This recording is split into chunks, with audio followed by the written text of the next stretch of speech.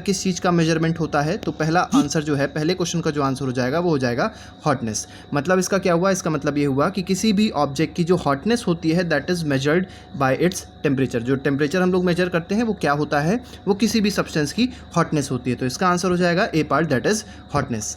Next question पे आते हैं। Next question is question number 2। इसमें कहा गया है temperature is measured by a device called. तो किस डिवाइस से टेम्परेचर को मेजर किया जाता है, तो first option is speedometer, second option is thermometer and third option is clinometer. तो आंसर इसका क्या हो जाएगा, स्पीडोमीटर से हम लोग स्पीड मेजर करते हैं, थर्मोमीटर से हम लोग टेम्परेचर मेजर करते हैं और क्लाइनोमीटर से हम लोग एंगल मेजर करते हैं। तो इसका आंसर थर्मोमीटर पूछा गया था, मतलब टेम्परेचर पूछा गया था, तो आंसर क्या हो जाएगा, thermometer, option B. Next question पे आते हैं। Next question is question number 3। इसमें कहा गया है the thermometer that measures our body temperature. तो जो ह्यूमन बींग का बॉडी टेम्परेचर होता है उसको मेजर करने के लिए कौन सा थर्मोमीटर यूज़ किया जाता है। तो पहला ऑप्शन जो है, जो आपके घरों में भी होगा, क्लिनिकल थर्मोमीटर है, सेकंड इज लेबोरेटरी थर्मोमीटर होता है और third both A and B. तो बोथ ए एंड बी नहीं होगा, इसमें जो आंसर होगा वो क्या हो जाएगा, क्लिनिकल थर्मोमीटर। मतलब जो हम लोग टेम्परेचर यूज़ करते हैं, मतलब जो अपना बॉडी टेम्परेचर को मेजर करने के लिए जो भी थर्मोमीटर यूज़ किया जाता है उसको क्या कहा जाता है, that is called clinical thermometer. तो आपको याद रखना है क्लिनिकल थर्मोमीटर क्या होता है, आप लोगों ने घर में होगा, आप लोग ने देखा भी होगा। नेक्स्ट क्वेश्चन पे आते हैं। Next question is question number 4। इसमें कहा गया है a clinical thermometer consist of a long narrow glass tube. आप लोग ने देखा होगा कुछ इस तरीके का थर्मोमीटर होता है, ग्लास का बना हुआ होता है, नीचे आप देखेंगे तो एक किंक लगी होती है, ठीक है, और इसके अंदर मरकरी भरा होता है। अब देखिए क्या कहा गया है, a clinical thermometer consist of a long narrow uniform glass tube, it has a bulb. नीचे एक बल्ब होता है, आप यहाँ पे देखेंगे तो बल्ब होगा, ठीक है, bulb at one end, this bulb contains. और इस बल्ब में क्या होता है पूछा गया है, तो बल्ब में होता है मरकरी। तो आपको याद रखना है कि बल्ब में क्या होता है, बल्ब में मरकरी होता है। और मरकरी इसमें इसलिए फिल किया जाता है क्योंकि मरकरी एक्सपैंड करता है हीट होने पे, तो जब यहाँ पे टेम्परेचर इसको मिलेगा तो ये एक्सपैंड होगा और एक्सपैंड होकर वो टेम्परेचर को डिटेक्ट कर देता है। तो नेक्स्ट क्वेश्चन पे आते हैं। नेक्स्ट क्वेश्चन देखते हैं, क्वेश्चन नंबर 5 है हमारे पास में। इसमें कहा गया है a clinical thermometer reads temperature from. तो देखिए क्लिनिकल थर्मोमीटर की रेंज पूछी गई है कि what is the range of clinical thermometer. तो आपको याद रखना है क्लिनिकल थर्मोमीटर की जो रेंज होती है वो होती है 35 degree Celsius to 47 degree Celsius. और हमारे बॉडी का टेम्परेचर जो होता है, नॉर्मल टेम्परेचर, वो होता है 37 डिग्री सेल्सियस अप्रॉक्सीमेटली, ठीक है। तो इसीलिए इसी रेंज में आ रहा है 37, आप लोग देख सकते हैं इसी रेंज के बीच में आएगा, इसीलिए हम लोग क्या यूज़ करते हैं, क्लिनिकल थर्मोमीटर यूज़ करते हैं नॉर्मल ह्यूमन टेम्परेचर या बॉडी का टेम्परेचर नापने के लिए। नेक्स्ट क्वेश्चन में आते हैं। Next question is question number 6। इसमें बोला गया है the jerk on clinical thermometer will bring the level of mercury. आप लोग ने अक्सर देखा होगा कि जो मरकरी का लेवल होता है, जैसे मान लीजिए किसी का टेम्परेचर मेजर किया, तो टेम्परेचर मेजर करने के बाद जो लेवल होता है वो अक्सर क्या हो जाता है, बढ़ जाता है थर्मोमीटर में, मतलब ऊपर दिखाई पड़ने लग जाती है उसकी स्केल। तो इस स्केल को कम करने के लिए हम लोग क्या करते हैं, उसको झटकते हैं, उसको एक जर्क प्रोवाइड करते हैं। तो जर्क प्रोवाइड करने से क्या होता है कि जो लेवल होता है मरकरी का वो डाउन हो जाता है। तो क्यों किया जाता है, तो आपको याद रखना है लेवल को डाउन करने के लिए हम लोग क्या करते हैं, उसमें एक जर्क प्रोवाइड करते हैं थर्मोमीटर में। नेक्स्ट क्वेश्चन पे आते हैं। Next question is question number 7। ये अभी बस डिस्कस किया हमने। Normal temperature of human body is. तो जो ह्यूमन बॉडी होती है उसका नॉर्मल टेम्परेचर क्या होता है।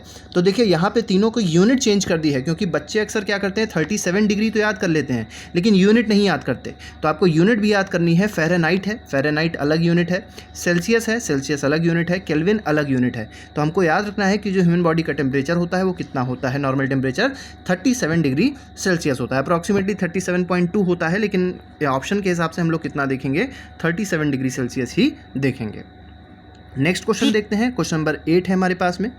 इसमें कहा गया है we should not use a dash thermometer for measuring the temperature of an object other than the human body. तो कौन सा थर्मोमीटर हम लोग को यूज़ नहीं करना चाहिए किसी और चीज़ का टेम्परेचर मेजर करने के लिए अदर देन ह्यूमन बॉडी। देखिए बहुत सारी चीज़ें ऐसी होती हैं जिसका टेम्परेचर जो होगा वो 35 से 42 के बीच में लाई नहीं करेगा, और 35 से 42 के बीच में लाई नहीं करेगा तो अगर उसके लिए हम लोग ने क्लिनिकल थर्मोमीटर यूज़ कर लिया तो क्लिनिकल थर्मोमीटर ख़राब हो जाएगा, ये ब्रेक हो जाएगा, इसकी जो मरकरी होगी वो बाहर निकल आएगी और ख़राब हो जाएगी बिल्कुल, ठीक है। तो इसलिए हम लोग क्लिनिकल थर्मोमीटर को यूज़ नहीं कर सकते हैं। तो इसका आंसर जो होगा, तो कौन सा थर्मोमीटर यूज़ नहीं करना चाहिए और चीज़ों को मेजर करने के लिए, और चीज़ों का टेम्परेचर मेजर करने के लिए, तो इसका आंसर हो जाएगा क्लिनिकल थर्मोमीटर। मीटर का। नेक्स्ट क्वेश्चन पे आते हैं। Next question is the maximum and minimum temperatures of previous day. देखिए आप लोगों ने अक्सर देखा होगा कि जब भी न्यूज़ देखते हैं तो उसमें मैक्सिमम टेम्परेचर बताया जाता है और मिनिमम टेम्परेचर बताया जाता है, ठीक है। तो जो वेदर रिपोर्ट्स में मैक्सिमम और मिनिमम टेम्परेचर बताया जाता है उसके लिए पूछा गया है कि कौन सा थर्मोमीटर यूज़ होता है। तो उसके लिए जो थर्मोमीटर यूज़ होता है उसको कहते हैं maximum minimum thermometer. Next question पे आते हैं। नेक्स्ट क्वेश्चन देखते हैं। तो नेक्स्ट क्वेश्चन में बोला गया है range of lab thermometer is generally. तो देखिए जो लैब में थर्मोमीटर यूज़ होते हैं वो क्लिनिकल थर्मोमीटर नहीं होते हैं, उनकी रेंज थोड़ी सी ज़्यादा होती है। तो वो जो थर्मोमीटर होते हैं उनको क्या कहा जाता है, दे आर मतलब उनकी रेंज क्या होती है, उनकी रेंज होती है -10 degree Celsius to 110 degree Celsius. तो ये रेंज होती है लैब के थर्मोमीटर की, मतलब लेबोरेटरी थर्मोमीटर की जो रेंज होती है that is -10 degree Celsius to 110 degree Celsius. Next question पे आते हैं। नेक्स्ट क्वेश्चन जो हमारे पास है उसमें कहा गया है dash prevents mercury level from falling down on its own. तो देखिए मर्करी लेवल जो है वो अपने आप से नीचे ना गिर जाए, उसको जर्क प्रोवाइड करना पड़े नीचे लाने के लिए लेवल को, इसलिए हम लोग क्या प्रोवाइड करते हैं, तो उसमें किंक यूज़ होता है। आप लोग ने देखा होगा, आगे देखेंगे आप लोग, तो मेटल लगा होता है, मेटल का किंक होता है। तो वो जो किंक यूज़ हो रहा है उसका काम क्या है, तो वो प्रिवेंट करता है कि जो मर्करी लेवल ऊपर उठ गया था, देखिए अगर मर्करी लेवल नीचे गिर जाएगा अपने आप से तो बिल्कुल एक्यूरेट टेम्परेचर मेजर नहीं हो पाएगा। और आपको एक बात और याद रखनी है कि इस किंक पे कई लोग उंगली रख देते हैं, जब भी टेम्परेचर को मेजर करते हैं, जब भी टेम्परेचर को नाप रहे होते हैं तो उंगली इस पे रख देते हैं, ठीक है। तो इस पे फिंगर नहीं रखी आएगी, इस पे अगर आप फिंगर रख देंगे तो क्या होगा कि फिंगर का टेम्परेचर किंक मेजर कर देगा, तो ये चीज़ गलत हो जाएगी। तो आपको याद रखना है कि जो प्रिवेंट कर रहा है मर्करी लेवल को अपने आप से डाउन होने से, प्रिवेंट कौन करता है, तो किंक प्रिवेंट्स इट, ठीक है। नेक्स्ट क्वेश्चन पे आते हैं। Next question is question number 12। इसमें बोला गया है there is a lot of concern over the use of dash in thermometer. तो थर्मोमीटर में क्या यूज़ नहीं करना चाहिए जिसकी वजह से बहुत ज़्यादा कंसर्न आ रहा है, बहुत सारी दिक्कतें आती हैं, कोई ऐसा एलिमेंट है तो उसी के बारे में पूछा गया है। Because it is toxic substance. क्यों ऐसा होता है, क्योंकि वो जो सब्सटेंस है वो कैसा है, टॉक्सिक है, हार्मफुल है। And is very difficult to dispose of if a thermometer breaks. तो अगर थर्मोमीटर ब्रेक हो जाएगा तो उसको डिस्पोज करना बहुत ज़्यादा टफ होता है, बहुत ज़्यादा कठिन होता है। तो उसका आंसर क्या है, उसका आंसर है मरकरी। क्योंकि मरकरी जो है वो बहुत टॉक्सिक सब्सटेंस है, अगर वो मान लीजिए किसी के बॉडी में चला गया तो वो बहुत सारी डिजीज़ उसको भी कॉज कर सकता है। इसलिए मरकरी जो सब्सटेंस है वो बहुत ज़्यादा ख़राब है और इसको आजकल यूज़ भी नहीं किया जाता। आजकल आप लोगों ने देखा होगा नए सेंसर बेस्ड हमारे पास थर्मोमीटर्स आ गए हैं तो उनको प्रेफर किया जाता है as compare to mercury based thermometers. Next question पे आते हैं। नेक्स्ट क्वेश्चन नंबर 13 है। इसमें कहा गया है heat flows from hotter object to a colder object. तो आपसे पूछा है ट्रू फॉल्स है, तो आपसे पूछा है क्या ये सही है कि गलत है। तो देखिए हॉटर ऑब्जेक्ट से कोल्डर ऑब्जेक्ट में आ रही है, इसका मतलब सही है इसका आंसर। तो option A will be the correct answer of question number 13। Next question पे आते हैं। नेक्स्ट क्वेश्चन नंबर 14 है। इसमें कहा गया है the process by which heat is transferred from hotter end to colder end of object is known as. तो देखिए हॉट से कोल्ड में अगर कोई भी टेम्परेचर हीट ट्रांसफ़र जब हॉट बॉडी से कोल्ड बॉडी की तरफ होता है, जैसे मान लीजिए अगर यहाँ पे हम बात करें, यहाँ पे देखिए कोई चीज़ हमने लिट करी और ये वाला टेम्परेचर अभी ठंडा था, तो क्या होगा, जैसे जैसे इस पर टेम्परेचर मिलेगा, मान लीजिए यहाँ से आग हम प्रोवाइड कर रहे हैं, फायर प्रोवाइड कर रहे हैं, तो इसका जो हीट होगी वो धीरे धीरे ट्रांसफ़र होकर आगे बढ़ेगी और आगे जब बढ़ेगी तो इस प्रोसेस को क्या कहा जाता है, इस प्रोसेस को कहा जाता है कंडक्शन। तो आपको याद रखना है कि जब भी हीट ट्रांसफ़र हॉटर एंड से कोल्डर एंड की तरफ होती है तो उस हीट ट्रांसफर को क्या कहा जाता है, that is called conduction. Next question पे आते हैं। Next question is question number 5। इसमें क्या बोला गया है इसको देख लेते हैं। तो इसमें बोला गया है हमारे पास में the materials which allow heat to pass through them easily are dash of heat.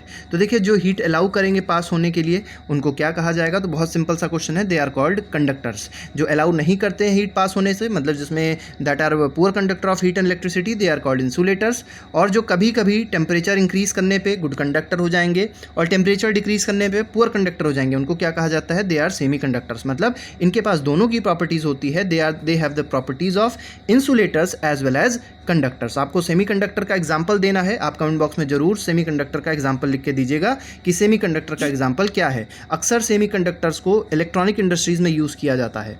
Next question पे आते हैं। नेक्स्ट क्वेश्चन देखते हैं क्या है, which of the following is poor conductor of heat. तो पुअर कंडक्टर बताना है कौन होगा इसमें। तो first option is aluminium, second option is iron, third option is copper and fourth option is plastic. तो प्लास्टिक एक ऐसा एलिमेंट है या प्लास्टिक ऐसा सब्सटेंस है which is poor conductor of heat. तो हीट का पुअर कंडक्टर होगा, मतलब अगर प्लास्टिक से किसी भी हॉट चीज़ को छूते हैं तो प्लास्टिक गर्म नहीं होता है, मतलब प्लास्टिक हीट को कंडक्ट नहीं करता है। नेक्स्ट क्वेश्चन पे आते हैं, नेक्स्ट क्वेश्चन देखते हैं। तो नेक्स्ट क्वेश्चन क्वेश्चन नंबर 17 है। इसमें कहा गया है poor conductors of heat are known as. तो पुअर कंडक्टर्स को क्या बोला जाता है, क्वेश्चन में पूछा गया है। फर्स्ट ऑप्शन इज इंसुलेटर बोला जाता है, सेकंड ऑप्शन इज कंडक्टर बोला जाएगा, या थर्ड ऑप्शन हमारे पास है सेमी कंडक्टर बोला जाएगा। तो देखिए पुअर कंडक्टर्स ऑफ हीट क्या होते हैं, तो पुअर कंडक्टर्स ऑफ हीट हो जाएंगे हमारे पास इंसुलेटर्स।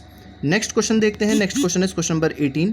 इसमें कहा गया है when water is heated the water near the flame gets hot. तो देखिए वाटर जो होगी, फ्लेम के पास में जो वाटर होती है वो गर्म हो जाती है। हॉट वाटर क्या होगी, राइज होगी, हॉट वाटर का राइज होना स्टार्ट होगा। और जो कोल्ड वाटर होगी, मतलब जो कोल्ड वाटर होगी वो साइड से आने लग जाएगी, मतलब उधर से आने लग जाएगी कोल्ड वाटर साइड से। ठीक है, तो मतलब जो गर्म हवा है यहाँ पे कोल्ड वाटर नहीं होना चाहिए, हॉट वाटर राइजेज हो गया। इसके बाद हॉट वाटर की जो एयर होगी, या ये समझ सकते हैं जो उसके इवापोरेटेड प्रोडक्ट्स होंगे या गैसेज होंगी हॉट वाटर की, वो ऊपर राइज होंगी। और जो कोल्ड वाटर होगा उसके जो मतलब पार्टिकल्स होंगे वो इसकी जगह ले लेंगे, जो नीचे जगह खाली रह गई है उसकी जगह कोल्ड वाटर के जो पार्टिकल्स होंगे वो ले लेंगे। तो पूछा गया है ये कौन सा फिनोमेना है, तो इसको बोलते हैं कन्वेक्शन। तो आपको पता होगा लैंड ब्रीज और सी ब्रीज कहीं ना कहीं इसी से रिलेटेड है, तो इस फिनोमेना को बुलाया जाता है that is called convection. Next question पे आते हैं। Next question is question number 20। इसमें कहा गया है the air from sea is called. देखिए जब सी से एयर आती है, तो देखिए सी से लैंड की तरफ जब एयर जाएगी, जैसे मान लीजिए ये सी है, ये लैंड है, तो अगर ट्रांसफ़र ऑफ एयर होता है सी से लैंड की तरफ तो उसको बोलते हैं सी ब्रीज, उसको बोला जाएगा सी ब्रीज। और अगर मान लीजिए लैंड से सी की तरफ एयर मूव कर रही है, तो लैंड से जब सी की तरफ मूव करती है तो उसको बोलते हैं लैंड ब्रीज। तो इसका आंसर देखिए क्वेश्चन में क्या पूछा गया है, सी से air from the sea. From the sea मतलब सी से किधर आ रही है, लैंड की तरफ आ रही है। तो अगर कोई भी एयर सी से लैंड की तरफ आ रही है उसको क्या बोला जाएगा, सी ब्रीज बोला जाएगा। नेक्स्ट क्वेश्चन पे आते हैं। तो नेक्स्ट क्वेश्चन में कहा गया है at night the water cools down more slowly than land. तो देखिए तो रात की बात करी गई है कि रात में क्या होता है कि जो वाटर होता है वो धीरे से कूल होता है, वो ज़्यादा जल्दी कूल नहीं हो पाता, और लैंड जल्दी कूल हो जाता है। So the cool air from the land moves toward the sea. अब देखिए जो कूल एयर है वो किधर से मूव कर रही है, तो वो लैंड से मूव कर रही है, किधर की ओर, सी की ओर। तो आपको याद रखना है कि लैंड से देखिए मोशन हो रहा है, लैंड से मूवमेंट हुआ किधर की ओर, सी की तरफ मोशन हो रहा है। तो लैंड से जब सी की तरफ मोशन होगा तो इसको क्या कहा जाएगा, इसको कहा जाएगा लैंड ब्रीज। तो आपको याद रखना है सी से लैंड की तरफ जब मोशन होता है तो उसको बोलते हैं सी ब्रीज, लैंड से सी की तरफ मोशन होता है तो उसको एयर का मोशन होता है तो उसको बोलते हैं लैंड ब्रीज। अगर सी से लैंड की तरफ आप मोशन देखेंगे तो ये होता है दिन में, ये होता है दोपहर में, मतलब ये आफ्टरनून टाइम पे होता है। और जो लैंड से सी की तरफ मोशन होगा वो रात में होगा, मतलब नाइट्स में होता है ऐसा। ठीक है, और इसके पीछे प्रेशर डिफरेंस कारण होता है, वो अभी हम लोग आगे इसमें देख लेते हैं। यहाँ पे देखिए समझ लेते हैं क्या होता है। देखिए इस क्वेश्चन में इस टॉपिक में हमको समझना क्या है। देखिए डे टाइम की बात करी गई है। डे टाइम में सूरज निकला होगा और सूरज क्या करेगा, सूरज करेगा ये कि जो लैंड होता है वो बहुत जल्दी गर्म हो जाता है। तो लैंड जब बहुत जल्दी गर्म हो जाएगा तो इसकी जो गर्म हवाएं होंगी वो राइज होंगी। अब राइज होने के बाद क्या होगा, जो इधर से ठंडी हवा होगी वो आ जाएगी किधर की ओर, लैंड की तरफ आ जाएगी, क्योंकि यहाँ पे देखिए स्पेस खाली हो जाएगा, मतलब जो इस ये जगह थी वहाँ पे स्पेस खाली हो गया, और जो गर्म हवा थी वो किधर पहुँच गई, ऊपर पहुँच गई। तो उस स्पेस की जगह, उस स्पेस में कौन एंटर कर गया, उस स्पेस में एंटर कर जाती है कोल्ड एयर। ठीक है, तो कोल्ड एयर लैंड की तरफ मूव कर जाती हैं, और जो हॉट एयर थी वो किधर चली आती है, वो चली आती है सी की तरफ या ओशन की तरफ। इसी फिनोमेना को कहा जाता है। देखिए यहाँ पे कहा भी गया है कि जो हॉट एयर है वो किधर जा रही है, वो जा रही है सी की तरफ, और जो कोल्ड एयर है वो सी से किधर आ रही है, लैंड की तरफ। तो इसी फिनोमेना को कहा जाता है। देखिए इसमें हम लोग क्या बात करेंगे, इसको कहा जाएगा सी ब्रीज, क्योंकि सी से निकल रही है और सी से किधर आ रही है, लैंड की तरफ आ रही है। तो सी ब्रीज इसको कहा जाएगा, this is called sea breeze, क्योंकि देखिए सी से कूल एयर निकली और किधर की ओर आ गई, लैंड की तरफ आ गई। लेकिन अगर नाइट में देखेंगे, नाइट में अपोजिट केस होता है। नाइट में क्या केस होगा, तो नाइट में देखिए जो पानी होता है वो जल्दी गर्म हो जाता है। अब पानी अगर जल्दी गर्म हो गया तो ये हॉट हो गया, अब ये हॉट हो गया तो ये राइज होने लग गया। अब राइज जब हुआ तो ये, क्योंकि लैंड ठंडा था, अब लैंड से जो हवा होगी वो किधर पहुंच जाएगी, वो पहुंच जाएगी, वो स्पेस घेर लेगी किसका, जहां से इसने अपना जगह छोड़ी है, जहां से राइज हो गई। अब देखिए यहाँ पे जो एयर थी वो राइज हो गई, तो मतलब नीचे जगह छूट गई, नीचे जगह खाली हो गई, तो उसकी जगह लेने कौन पहुंच जाएगा, तो यहाँ की कोल्ड एयर पहुंच जाएंगी इसकी जगह लेने के लिए। कहाँ की कोल्ड एयर, लैंड की कोल्ड एयर। इसका मतलब लैंड से मोशन हो रहा है कोल्ड एयर का, किधर की ओर, लैंड से मोशन हो रहा है सी की तरफ। इसीलिए इस ब्रीज को क्या कहा जाएगा, this breeze is called land breeze. ठीक है, तो जब कोल्ड एयर जिस भी तरफ से जिधर भी जाती हैं तो उसको बोलते हैं लैंड ब्रीज या सी ब्रीज। तो अगर हम आपने देखा अगर कोल्ड एयर सी से लैंड की तरफ मूव कर रही है तो उसको बोला जाएगा सी ब्रीज, और अगर कोल्ड एयर लैंड से सी की तरफ मूव कर रही है तो उसको बोलेंगे हम लोग लैंड ब्रीज। तो इस तरीके से हम लोग लैंड ब्रीज और सी ब्रीज आसानी से समझ सकते हैं। नेक्स्ट टॉपिक पे आते हैं। नेक्स्ट क्वेश्चन हमारे पास है, from the sun the heat comes to us by the process known as. तो देखिए सन से जब हीट आती है हमारे पास में तो उसको बोला जाता है रेडिएशन। ना वो कंडक्शन है ना वो कन्वेक्शन है, क्योंकि दोनों में मीडियम की ज़रूरत होती है। सिर्फ एक ऐसा हीट ट्रांसफ़र होता है जिसमें मीडियम की ज़रूरत नहीं होती और उसको क्या कहते हैं, रेडिएशन कहते हैं। नेक्स्ट टॉपिक में आते हैं। नेक्स्ट क्वेश्चन हमारे पास है, transfer of heat by dash does not require any medium. तो अभी हमने बताया इसका आंसर क्या हो जाएगा, रेडिएशन हो जाएगा। नेक्स्ट क्वेश्चन देखते हैं। नेक्स्ट क्वेश्चन में बोला गया है, land breeze and sea breeze are the examples of which form of heat transfer. तो लैंड और सी ब्रीज किसके एग्जांपल्स होते हैं, they are the examples of convection. तो आपको याद रखना है, they are the examples of convection. Next question पे आते हैं। नेक्स्ट क्वेश्चन नंबर 26 है। इसमें कहा गया है, when the heat falls on some object a part of it is. अब देखिए कोई कभी भी हीट फॉल करेगी किसी भी ऑब्जेक्ट पे तो होता क्या है, तीनों चीज़ होती हैं, रिफ्लेक्ट भी होगी, एब्जॉर्ब भी होगी और ट्रांसमिट भी होगी। तो इसका आंसर क्या हो जाएगा, इसका आंसर हो जाएगा all of above. Next question पे आते हैं। क्वेश्चन नंबर 27 है हमारे पास में। इसमें कहा गया है, temperature of the object increases due to dash part of heat. तो किस पार्ट की वजह से टेम्परेचर इंक्रीज होता है ऑब्जेक्ट का। तो आपको याद रखना है जो पार्ट एब्जॉर्ब होता है। देखिए जैसे मान लीजिए ये हमारे पास कोई बॉडी है और ऊपर से कोई हीट आ रही थी, तो देखिए 3 प्रोसेस होंगे। कुछ ना कुछ हीट बाहर निकल जाएगी, मतलब रिफ्लेक्ट हो जाएगी, कुछ ना कुछ ट्रांसमिट हो जाएगी और कुछ ना कुछ ये पोर्शन क्या कर लेगा, ये बॉडी क्या कर लेगी, एब्जॉर्ब कर लेगी। तो जो पार्ट हीट का ये बॉडी एब्जॉर्ब करती है उसी पार्ट से बॉडी का टेम्परेचर क्या हो जाता है, बढ़ जाता है। तो इसका आंसर हो जाएगा option number B, that is absorb. Next question पे आते हैं। तो क्वेश्चन नंबर 28 दिया गया है। इसमें कहा गया है, dash coloured clothes reflect most of the heat that falls on them. तो देखिए ज़्यादातर जो रिफ्लेक्शन हो पाता है वो किस कलर के क्लॉथ से हो पाता है। तो आप लोग ने देखा होगा, अगर मान लीजिए हीट आ रही है आपके ऊपर, लाइट आ रही है, तो रिफ्लेक्शन कब होगा, जब हमारी जो कपड़े हम लोग पहने होंगे, जो क्लॉथ पहने होंगे वो कैसे होंगे, अगर वो लाइट कलर के क्लॉथ होंगे। इसीलिए कहा जाता है कि समर में कैसे क्लॉथ पहनने चाहिए, लाइट कलर के क्लॉथ पहनने चाहिए, क्योंकि उसमें से रिफ्लेक्शन आसानी से हो जाता है हीट का। नेक्स्ट क्वेश्चन पे आते हैं। Next question is question number 29। इसमें कहा गया है, a cold steel spoon is dipped in a cup of hot milk. अब जैसे मान लीजिए यहाँ पे हॉट मिल्क है, इसमें रखा हुआ है हॉट मिल्क, और इसमें हमने क्या कर दिया, बहुत गर्म हॉट मिल्क था और इसमें हम लोग ने स्पून को मान लीजिए डिप कर दिया। ये हमारे पास स्पून था और इसको डिप कर दिया। अब क्या होगा, heat is transferred to its other end by the process. अब आपको पता है ये प्रोसेस कौन सा होगा, देखिए ये जो स्पून का वाला पोर्शन होगा तो तुरंत गर्म हो जाएगा, और ये जो हीट होगी धीरे धीरे ट्रांसफर होगी किधर की ओर, अपवर्ड डायरेक्शन में ट्रांसफर होगी, और ये वाला पार्ट भी धीरे धीरे करके हीट हो जाएगा। अब देखिए ट्रांसफर कैसे हो रहा है, transfer is through the conduction. तो इस प्रोसेस को क्या बुलाता है, this process is called conduction. Next question पे आज के आखिरी क्वेश्चन पे आते हैं। तो देखिए हमारे पास मल्टीपल चॉइस क्वेश्चन है। इसमें कहा गया है, लैंड ब्रीज ब्लोज ड्यूरिंग। तो अभी हमने बताया था लैंड ब्रीज किस पे होती है, लैंड ब्रीज कब होती है, सी ब्रीज कब होती है, अभी बात हम लोग ने करी थी। तो देखिए लैंड ब्रीज का मतलब है कि ठंडी हवा किधर से निकली, लैंड से निकली, और किधर गई, सी की तरफ गई। तो इसको क्या बोलेंगे, लैंड ब्रीज बोलेंगे। और ये कब होता है, ये होता है रात में। तो ड्यूरिंग नाइट्स जो होता है वो क्या हो जाएगा हमारा, इसका ऑप्शन हो जाएगा ऑप्शन डी। इसके बाद सी ब्रीज की बात करी गई तो ठंडी हवा जो सी से आती है वो किधर की ओर जाती है, लैंड की तरफ जाती है। तो वो कब होता है, वो होता है डे में। तो ये हो जाएगा डे ऑप्शन। और इसीलिए अक्सर आप लोग ने देखा होगा बीचेस पे लोग जाते हैं और ठंडी हवा वहाँ पे आती है। तो that is due to the process of sea breeze. Dark coloured clothes कब प्रेफर किए जाते हैं, तो डार्क कलर्ड क्लॉथ्स प्रेफर किए जाएंगे विंटर में। क्यों, क्योंकि ये हीट को क्या कर लेंगे, एब्जॉर्ब कर लेंगे। और जो लाइट कलर क्लॉथ होते हैं वो कब प्रेफर किए जाएंगे, तो वो प्रेफर किए जाएंगे समर में, क्योंकि ये क्या करेंगे, ये हीट को रिफ्लेक्ट कर देंगे। तो आज के लिए फ़िलहाल हमारे पास इतने ही क्वेश्चंस थे। अगले टर्न पे हम लोग अगले एक और नए सेशन के साथ आपके सामने आएंगे। Till then thank you very much, good bye, Jai Hind.